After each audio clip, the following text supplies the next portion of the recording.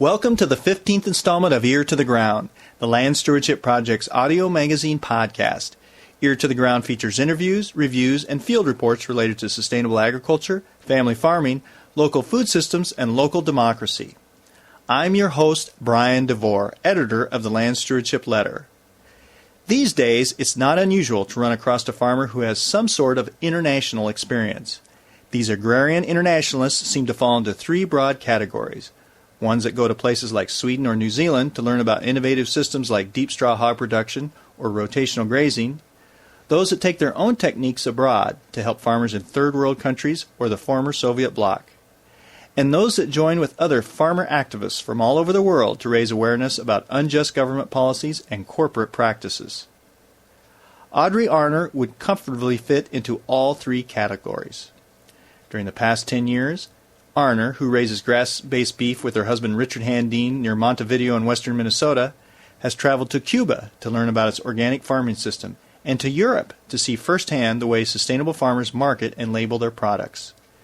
She and Handeen have also hosted a farmer from Costa Rica, who is now implementing some of what he learned on his own family's operation.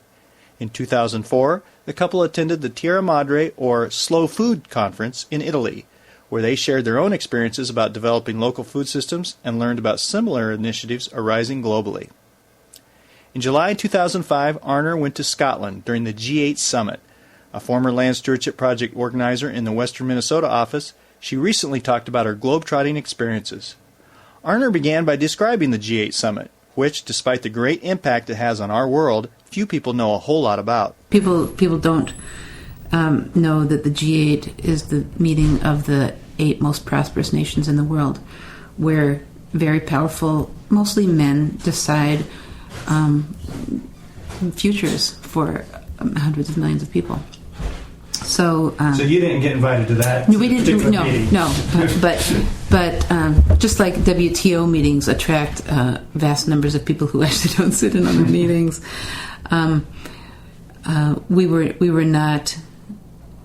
we didn't participate in the meeting at Glen Eagles. Glen Eagles is one of the most prestigious golf courses in Scotland, and it's where these 8 most powerful men were meeting. And whereas there were a lot of people in town in Edinburgh, and while the anarchists were ripping the stones out of the ancient streets of the city, and while the peaceful protesters were out on the highway with, wonderful, beautiful, colorful banners and chanting.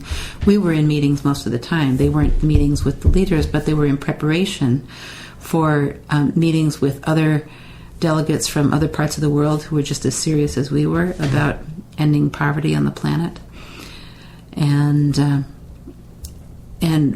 what we found out is that we were preparing ourselves to eventually get a meeting with a couple of senior White House advisors who were going to be at George Bush's elbows the next morning when poverty in Africa was on their agenda. So we felt that was a meeting that we could not have gotten in Washington. Mm-hmm. Yeah, that's what I was interested in, because that's kind of ironic. Mm-hmm. You came all the way, all these thousands of miles to meet with these guys. These gentlemen met with us because we were there, because we were persistent, and because we communicated with them in politically appropriate channels. Mm-hmm. And the leaders of our delegation included the leaders of Bread for the World, Church World Service, CARE, Oxfam, and a host of other international relief organizations who were really working together this assiduously for the first time.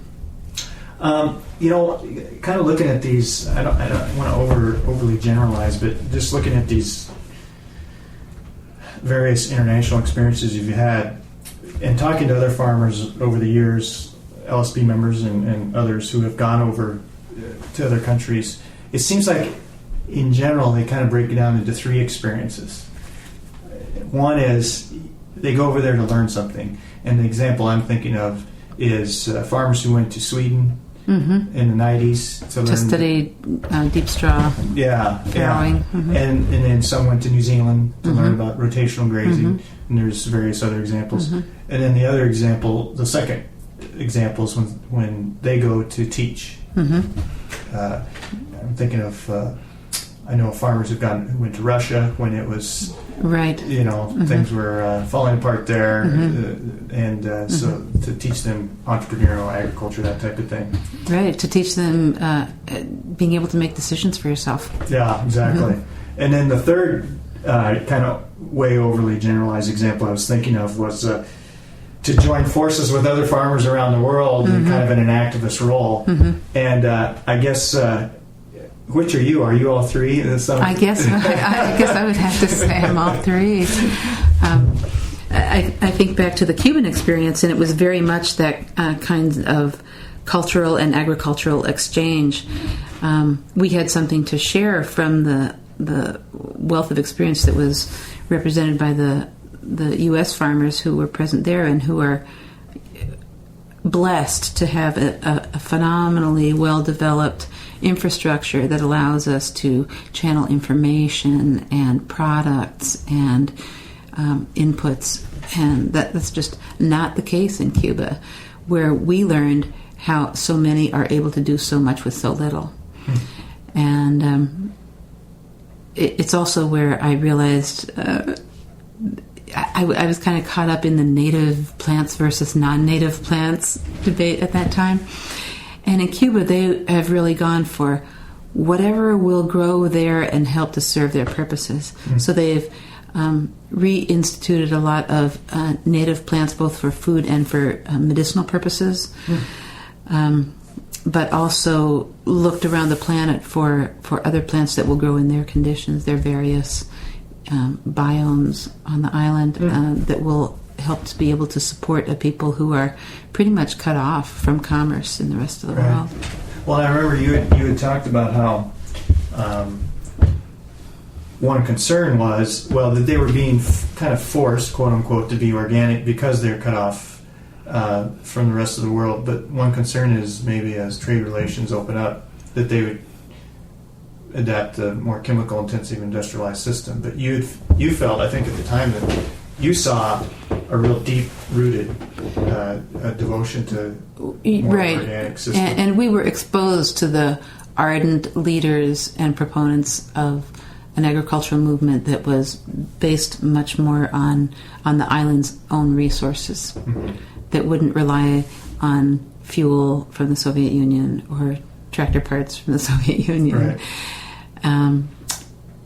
So having to be more self-reliant isn't necessarily something that they chose, but they have learned how to do it as well as anybody can, I think, in this new century here on the planet, because they're so incredibly resourceful and creative to like the nth degree. Music proliferates farming in the way that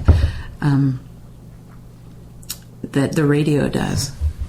Here in the United States, people just sing on their way to working, or in situations where farmers are coming together because we're going to exchange information, music or dancing or some kind of artistic presence was always a part of our cultural exchange. Globalization in some areas has actually become kind of a dirty word. But I read something recently that I found kind of interesting, where they were talking about, someone was saying that they felt that globalization had the potential to both help and harm the small to medium-sized food producer. And what they were saying was, the obvious harm, it comes in terms of race to the bottom. We're trying to compete with, on a global basis, we got producers food as cheap as we can, environmental controls be damned and all that. But on the benefit side, and I hadn't really thought about this, it also creates a lot of niches out there and creates connections with other farmers that these farmers wouldn't normally have. I was wondering what your thoughts were on that with some of the stuff you've seen, particularly on the positive side. Is that something you Well, it makes me think about the Malian cotton farmer who came to visit LSP and other organizations like ours last spring. And Alimata Traore came to us because of the impoverished situation of cotton farmers in her country and in surrounding countries, brought about by the globalization of commodity markets and U.S. commodities flooding the global market, suppressed prices, and being unable to sell their cotton crop or even have enough resources to be able to harvest it in some cases. Now that renders them unable to buy medicine if their kid gets malaria or to be able to send their kids to school. So yeah, that's one aspect of globalization, but globalization also is what brought her to us and what increases our level of awareness. And we talked at the World Meeting of Food Communities in Torino about that what we are experiencing as, slow food is one of the umbrellas, but locally and regionally there are all kinds of organizations fostering the emergence, and I feel like it's like popcorn coming out of the planet, whereby people are responding to globalization in a way that precipitates the creation of new products, or that brings back old products, or that preserves genetics, or that preserves traditional means of processing, and that makes foods that taste really good. And so, yeah, there are market niches for these things, and whereas I feel like it's our responsibility in every region on the planet to feed our region first, and then, as Wendell Berry says, to export the excess. So if here in western Minnesota we would grow carrots, because carrots would grow well here if we grew them here, but we don't, because we don't get rewarded for growing carrots here. But then if we had leftover, we could, ship them to northern Minnesota, where perhaps carrots don't grow as well. Well, what you're talking about is just the opposite of what we've got, where we produce for the world market, and there's been several studies showing that, ironically, some of the poorest quality produce in particular, but even meat, to be found is in small rural grocery stores. And there aren't even grocery stores anymore. It's going to be the convenience mart, the C-store, the Quick Trip. One of my lifetime mentors used to say that the closer you get to the land, the worse the food gets. And that's certainly been my experience for most of my time in rural Minnesota, and I'm glad to witness that changing now. But I in speaking of this kind of emergence, like the Pride of the Prairie, like the local foods initiatives that are popcorning out of Minnesota, out of the North American continent, and really everywhere on the planet in response to globalization, I think will be a persistent, quiet, but powerful emergence that has great tenacity and that will have every capability to replace globalization as we are coming to know it. So it's longer term thinking to not just plug into the market forces and the production forces that exist in this time, but there are a tremendous number of people who are committed to it, and committed also to the quality of food and the quality of human health and environmental health and social health as a consequence. Well, you bring up the point, it's longer term thinking. What do we do about these people who are starving right now? They're dying every day. Yeah. Well, I think that we need to cancel the debt for countries that are unable to contend with problems of AIDS or problems from famine in their own countries, because they're servicing debt to the developed nations. There's the developed nations do not I don't think we deserve to be charging interest anymore on monies that were lent generations ago to, and that is not meeting the needs of people who are hungry today.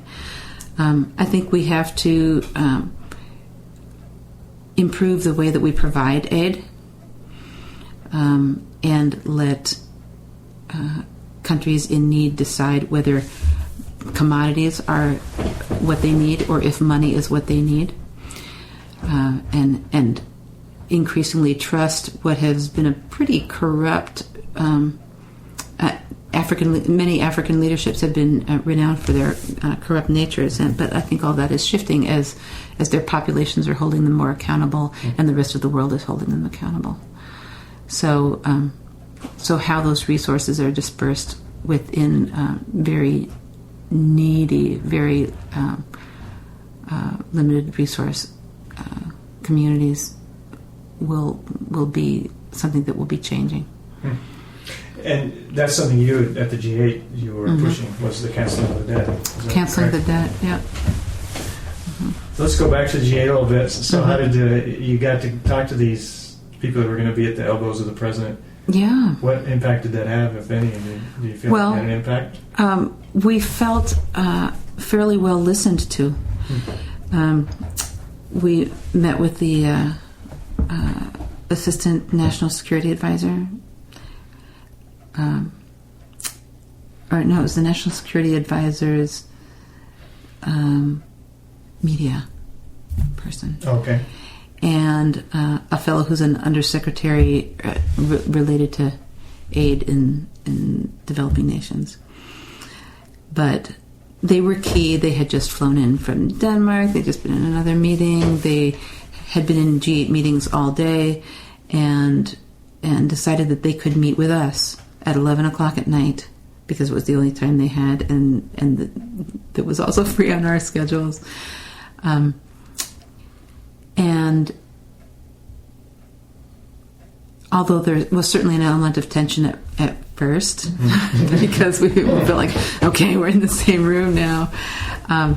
Like the dog that caught the car finally. Right. Now what do we do with it?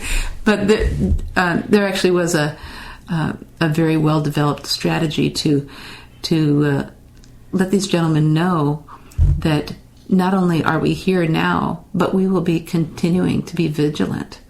That the many members of the One campaign across the United States will be monitoring how the administration deals with these questions at hand, of too many people dying, of 50,000 people a day dying because they don't have enough to eat.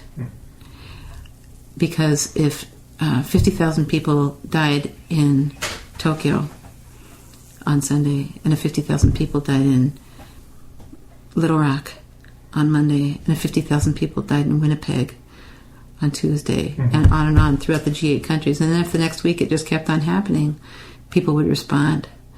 And so with that, with a changing nature of awareness about the depth of the poverty and the depth of devastation that's going on, we have to call for a stop to this, because we have every capability as a civilization here on the planet to do so.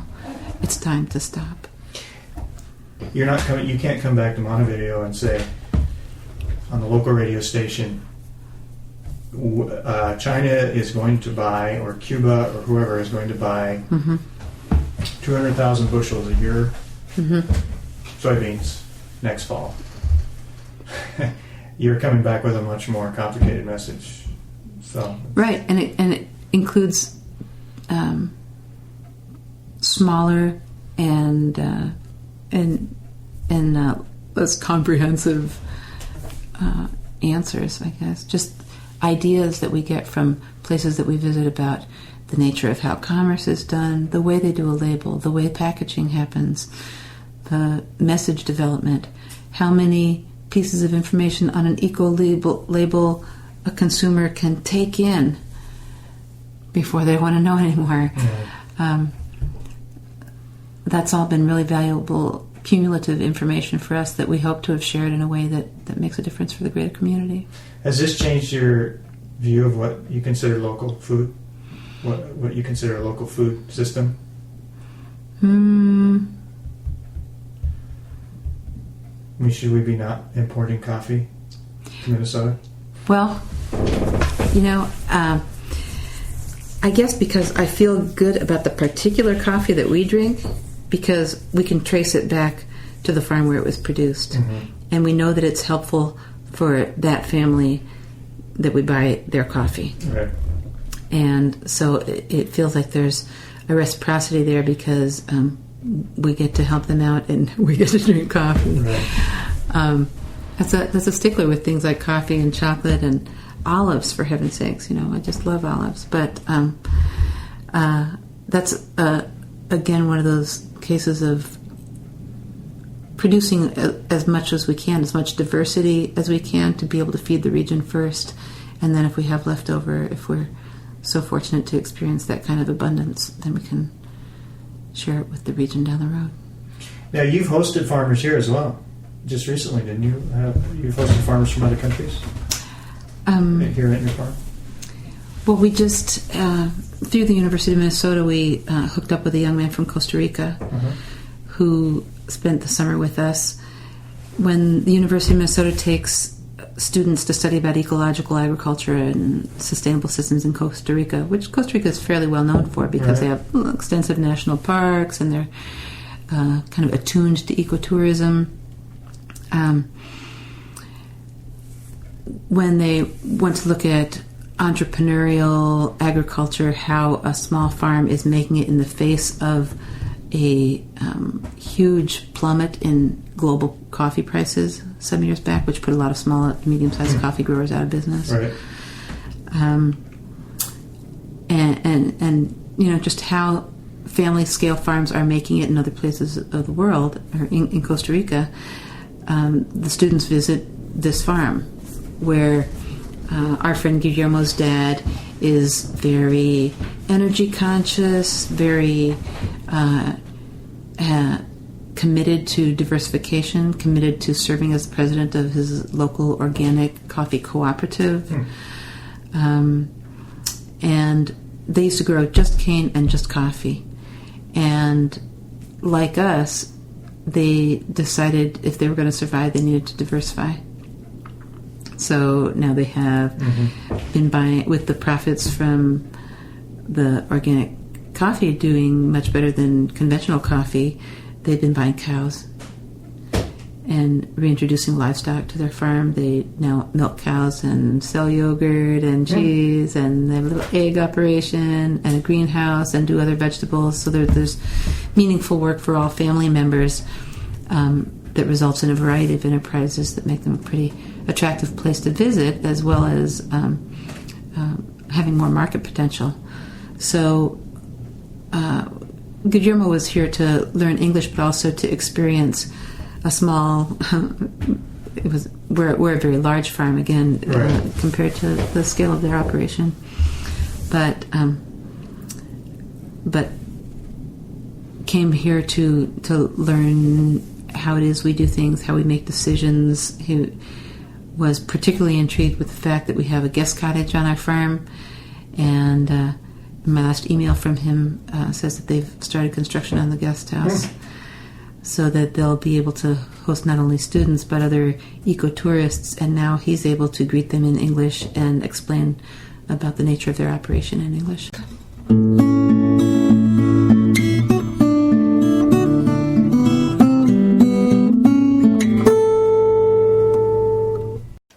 You can read more about Audrey Arner's international experiences in the October, November, December 2005 issue of the Land Stewardship Letter.